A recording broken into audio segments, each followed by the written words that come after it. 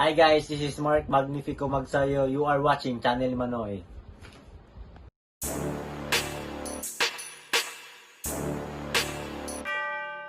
Magandang araw mga pre, mayong adlaw pod sa mga Bisaya diha. Juan Manuel Dinamita Marquez, handa daw sa isang exhibition fight kontra kay El Terrible Morales. Yan ang pag-usapan natin sa videong ito mga pre. Pero kung bago ka sa aking munting tahanan, pasuporta naman pre. Click mo lang ang subscribe button at notification bell button para lagi kang updated sa mga videos ko. Noong nakaraang buwan ay naging laman sa mga boxing article ang isyong Juan Manuel Marquez at Eric Morales na kung bakit hindi sila nagkaharap sa isang laban noong pareho pa silang aktibo sa boxing.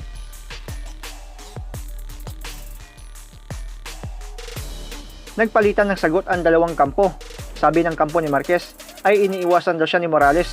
Sagot naman ni El Terrible ay si Marquez daw ang umiiwas at dahil dito nauwi nga sa medyo bangayan at sagutan at pati na rin ang mga boxing fans ay gustong makita ang dalawa na maglaban kung sino ba talaga ang matibay at malakas sa bakbakan, lalo na't parehos lang iniidolo ng bansang Mexico. Matatandaang nagkaroon ng exhibition fight ang Mexicanong legend na si Chavez Sr. at Jorge Arce na 2 beses pa nangyari at naging usap-usapan din nung nakaraang buwan ang posibleng exhibition fight ni Mike Tyson at Holyfield.